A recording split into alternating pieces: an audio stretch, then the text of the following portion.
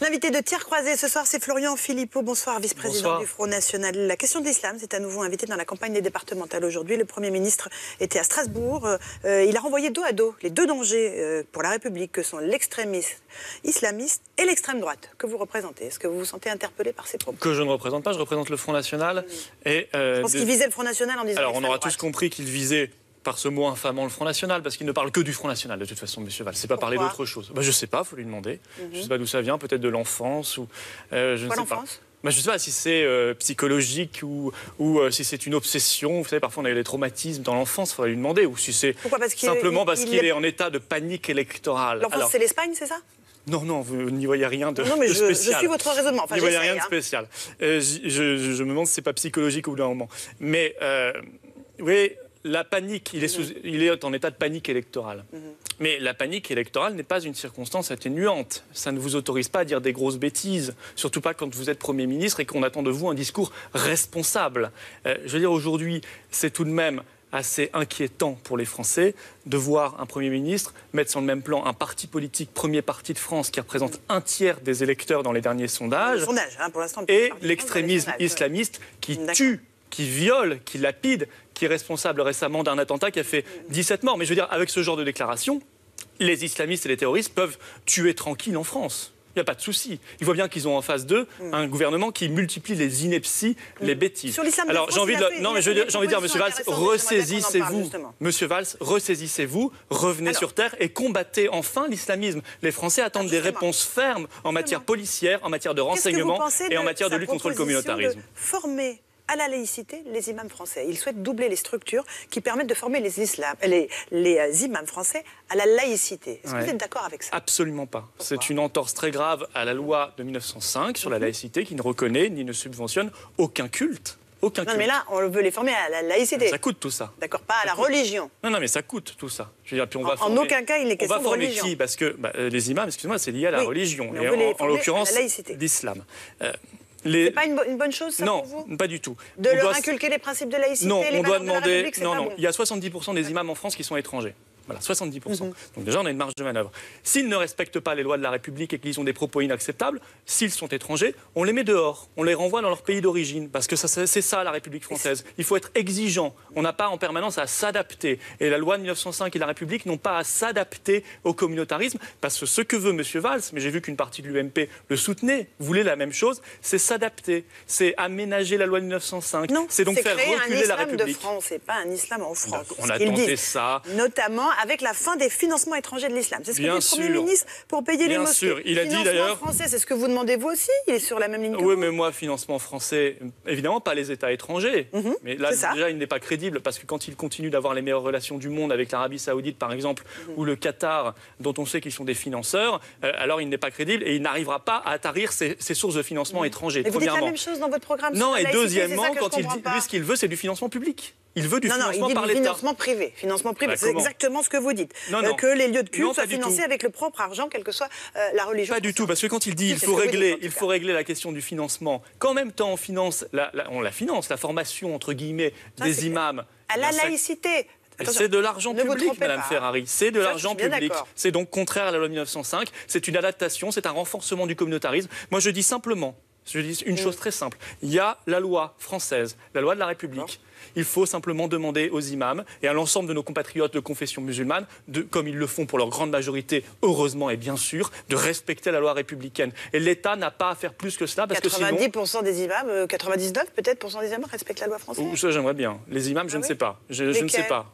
Je n'ai pas de nom précis, mais j'espère qu'on a encore les moyens, les services de renseignement pour le savoir. En tout cas, quand ils sont étrangers, et ils sont très souvent étrangers, ils doivent être reconduits chez eux. Mais voyez-vous, c'est l'adaptation, c'est le communautarisme d'État maintenant. On est dans une sorte de communautarisme d'État. À l'époque, Sarkozy nommait des préfets parce qu'ils étaient musulmans et non pas parce qu'ils étaient compétents. Aujourd'hui, M. Valls... Délit de faciès sur ça. Pourquoi est-ce qu'ils ne seraient pas compétents, les préfets musulmans? Non, vous n'avez pas compris ma phrase. Il a dit « je nomme le préfet parce qu'il est musulman ». Bon, c'est pas ce que j'appelle la méritocratie. Il est probablement très compétent à côté, mais à ce moment-là, il faut dire parce qu'il est compétent. On dit parce qu'il est compétent, et qu'il soit musulman ou chrétien ou juif ou athée, je m'en moque complètement. Je ne vois pas pourquoi il l'a précisé. C'était pas très Nicolas Sarkozy, il appelle aussi au refus du communautarisme. Il était, je vous le disais, à la Grande Mosquée aujourd'hui à midi. Au refus du voile, refus des prières dans la rue, attention à la formation des imams, financement des mosquées. En fait, vous dites tous la même chose. Eux deux, ils disent la même chose. Ils passent leur vie dans les mosquées, manifestement. À 3 semaines de l'élection, il y a peut-être un petit enjeu électoraliste derrière. Non, il y a peut-être un petit enjeu électoraliste derrière. Pour contrer le FN. Je sais pas, non, mais eux, ils voient, si vous voulez, la population française, ils la découpent en communautés. Donc un jour, on va aller dans la mosquée pour parler... Non, pas nous. On va aller dans la mosquée pour parler à ce qu'ils appellent la communauté musulmane. Nous, on ne parle jamais de communauté musulmane. Marine Le Pen a employé régulièrement ce terme-là. Absolument pas. En 2003 et en 2007, nos confrères journalistes l'ont vérifié. 2003, très bien. Bon, au tout début de sa carrière politique. Mais la communauté que nous reconnaissons, c'est la communauté nationale. Il y a les Français qui sont de confession musulmane. De souche? Non, il y a des Français, vous confondez avec le président de la République, c'est lui qui dit ça. Il y a des Français de confession musulmane, de confession juive, de confession chrétienne, et des Français qui n'ont pas de confession d'ailleurs. Mais je crois que ces gens-là ont dans la tête des communautés et du communautarisme. Et si M. Sarkozy était compétent pour lutter contre le communautarisme, ça se saurait. Or, quand il a été au pouvoir, il a mis en place le CFCM, qui a été un agent des islams étrangers. Donc il faut supprimer le CFCM, qu'est-ce que vous proposez? Oui, surtout quand on a l'UOIF au milieu, qui en fait partie, qui prône un islam radical. Pas d'islam en France? Non, je ne vois pas pourquoi vous dites cela. Quel rapport? Qu'est-ce que vous proposez à la place du CFCM? Non, je dis que simplement... Mais je ne veux pas que l'État organise le communautarisme. Voilà, je demande simplement à ce qu'on respecte la loi. L'ensemble de nos compatriotes, quelle que soit leur religion, doivent respecter la loi. Et les imams qui ne respectent pas la loi, s'ils sont étrangers, doivent être reconduits à la frontière, à condition qu'il y ait encore des frontières en France, parce qu'il n'y en a plus du fait de ces messieurs, dames de l'UMPS. Il faut donc rétablir des frontières également et sortir de Schengen. C'est ça une politique cohérente. Avec Pascale Boitard, qui est la socialiste, secrétaire d'État aux droits des femmes, qui affirme être contre le port du voile à l'université. Oui, il faut faire une loi. Ça fait longtemps qu'on la réclame. Et nous avons un collectif d'étudiants qui s'appelle le collectif Marianne, qui l'a réclamé à de nombreuses reprises lors d'une grande campagne nationale. Il faut évidemment étendre la loi de 2004 sur les signes religieux ostensibles, dont le voile, à l'université. Et je ne vois pas pourquoi on ne le fait pas. Pourquoi on en parle, pourquoi on ne le fait pas. Donc alors que ça pose de plus en plus de problèmes. Vous êtes d'accord avec elle? Moi, je ne suis pas d'accord avec les propos d'un ministre. Je serai d'accord le jour où elle fera passer une loi à l'Assemblée nationale et au Sénat pour la faire voter. Exactement ce que demande l'UMP aussi. Un ministère de la parole, j'en ai soupé. Ça fait 15 ans qu'on a le ministère de la parole. C'est ce que réclame l'UMP, vous réclamez la même chose au fond. Non, mais l'UMP sort de 10 ans de pouvoir. Ils ont eu le pouvoir entre 2002 et 2012. Il fallait le faire. Quand ils sont dans l'opposition, ils veulent supprimer par exemple l'aide médicale d'État réservée aux clandestins. Sauf que quand ils sont au pouvoir, ils renforcent l'aide médicale d'État réservée aux clandestins. Donc on voit bien qu'on est dans l'électoralisme. Écoutez le Front National, lui il a des propos et des propositions cohérentes qui ne varient pas au gré des sondages et des élections. Ça vous est resté au travers de la gorge, le FNPS de Nicolas Sarkozy? Pas du tout, ça m'a amusé. Ah bon? Vraiment. On a l'impression que ça vous énerve quand même tous. Ah non, pas du tout. Moi, je trouve que Nicolas Sarkozy, il patauge dans la choucroute ces derniers temps. Depuis son retour... Patauger dans la choucroute? Oui, depuis son retour raté à la tête de l'UMP. Alors, il fait des emprunts maintenant. Donc, ils ont été rechercher une vieille campagne de communication qu'on avait faite sur le carton rouge de 2012. Ils la ressortent en 2015. Là, l'UMPS, qui est une réalité politique, il le transforme en FNPS, qui n'a aucun sens.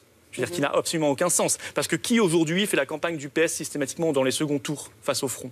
C'est l'UMP. Qui dans le Doubs, là, récemment, lors de la partielle du Doubs, a fait voter socialiste? C'est l'UMP. Donc s'il y a bien une réalité, c'est l'UMPS, sans compter le fait qu'il mène au pouvoir exactement la même politique, de l'Europe à l'immigration en passant par le laxisme d'État ou la politique économique ultralibérale, c'est la même politique. Les départementales, c'est dans 3 semaines maintenant. Les sondages placent le FN évidemment en tête des intentions de vote.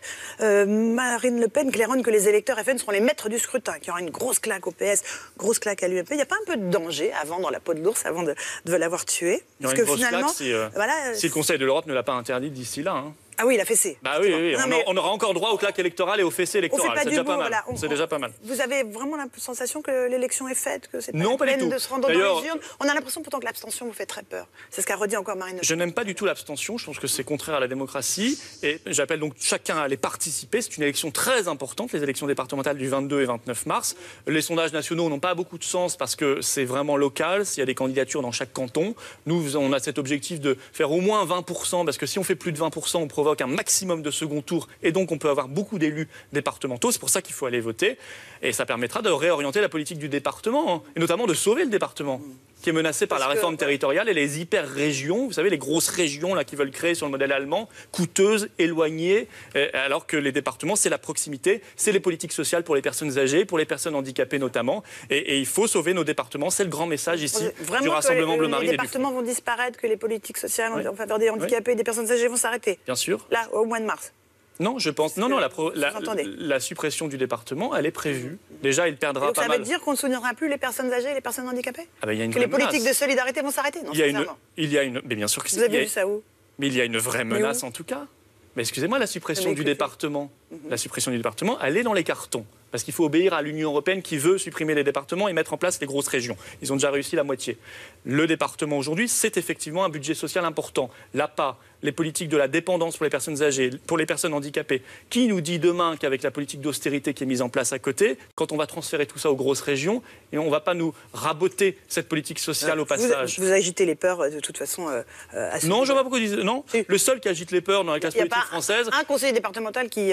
non, les seuls qui agitent les peurs, ce sont nos adversaires. Vous voyez, quand on parle de l'euro, il nous explique que si on en sortait, ce serait l'apocalypse. Quand on parle du protectionnisme, il vous explique que si on met en place les protections aux frontières, ce serait l'apocalypse. Ça, c'est surfer sur les peurs. C'est pas rationnel, c'est pas scientifique, c'est pas honnête. Aujourd'hui, oui, il y a une menace sur les politiques sociales. Vous savez, les politiques sociales qui ont été rabotées, il y en a déjà eu beaucoup. Et puis, le département, c'est aussi la lutte contre le communautarisme, notamment dans les organismes en charge de la petite enfance. Nous, on veut interdire aussi le voile, on parlait de l'université, on veut aussi interdire le voile à la crèche. Et ça dépend aussi du département. Un mot de Marine Le Pen. Elle va prendre un verre avec Madonna, alors, cette semaine?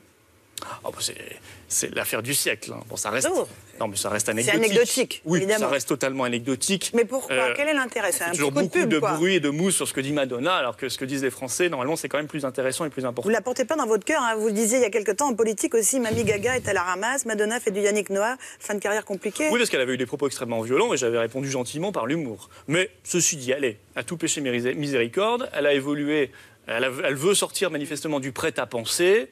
C'est plutôt sain. On oublie la croix gammée qu'elle avait mise sur la tête de Marine Le Pen ou la moustache d'Hitler qu'elle lui avait collée dans ses spectacles. Manifestement, c'est bien. Elle a compris. Non, mais on oublie.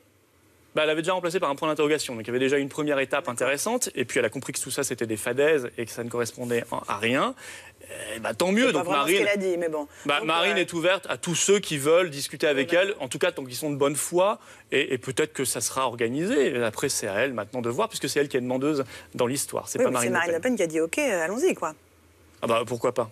On est ouvert à toute discussion avec les personnes de bonne foi. Un mot du Parti communiste qui a publié sur son site internet une liste de la honte des propos des candidats du Front National. Le but, c'est de dénoncer des déclarations nauséabondes, racistes. Alors, ils vont faire quoi? Ils vont les envoyer au goulag? Un certain nombre. Antoine Ormin, évidemment, qui a dit « Je demande solennellement aux Français d'origine étrangère de nous sauver une seconde fois en rentrant chez eux indigènes ». Oui. Alors lui, il a été suspendu. J'ai des leçons à recevoir Attendez, d'abord, sur le principe, j'ai des leçons à recevoir du Parti communiste. Non, mais je vous pose Non, mais que le Parti communiste s'occupe déjà de son histoire, voilà, qu'il se regarde lui-même, avant de voir la paille dans l'œil de ses adversaires, qu'il regarde l'immense poutre qu'il a dans son propre œil et dans sa propre histoire. Le Parti communiste, qui aujourd'hui, s'il représente 1 ou 2% du corps électoral, il doit se poser des questions, le Parti communiste. Dont d'ailleurs, on a oublié même l'existence. Je vous pose une question à vous. Fabien Rouquette, allez, suicidez-vous, socialistes, communistes, musulmans, faites un geste pour la terre, suicidez-vous. C'est de l'humour. Nous avons d'excellents candidats et il y a quelques candidats, effectivement, c'est toujours les mêmes qu'on fait tourner. Ils seront sanctionnés? Mais oui, ils passeront en commission de discipline. Mais vous savez, après les élections? Nous avons, bien sûr, 7500 candidats. Voilà. Alors qu'il y en ait une petite dizaine, ça fait moins de 0,1% de nos candidats qui ont eu des propos inadmissibles. Ça fait 99,90% de très bons candidats qui se battent sur le terrain. Voilà. Je veux dire, au bout d'un moment, il faut quand même reconnaître les choses. Il faut arrêter le 2 poids 2 mesures. Parce que si je faisais le même travail avec les candidats du PC ou les candidats, il n'y en a pas beaucoup, vous allez me dire, peut-être un peu plus quand même que le nombre d'électeurs du parti qui restent encore au Parti communiste. Non, mais c'est la réalité. Il faut quand même qu'ils reconnaissent ce qui pèse aujourd'hui dans la vie politique française. Si je faisais le même travail pour les candidats de l'UMP et du PS, bon, pour être sérieux, on verrait la même chose. D'ailleurs, moi, j'ai fait un peu ce travail-là, sauf que c'est pas relayé par la presse. Quand je dis quand j'ai vu qu'il y avait un candidat de l'UMP qui avait été condamné pour avoir détourné de l'argent d'associations de personnes handicapées, là, candidat UMP, est-ce qu'on en parle? Non. Quand on a vu qu'il y avait un candidat UMP qui avait fait brûler des caravanes de Rome, est-ce qu'on en parle? Non, vous voyez. Donc chacun a ses turpitudes. Sauf que nous, on prend nos responsabilités et que l'essentiel, la très très très large majorité de nos candidats sont absolument irréprochables. Florian Philippot était l'invité de Tir Croisé. Merci d'être revenu ce soir sur RTL. Dans un instant, la météo et le journal.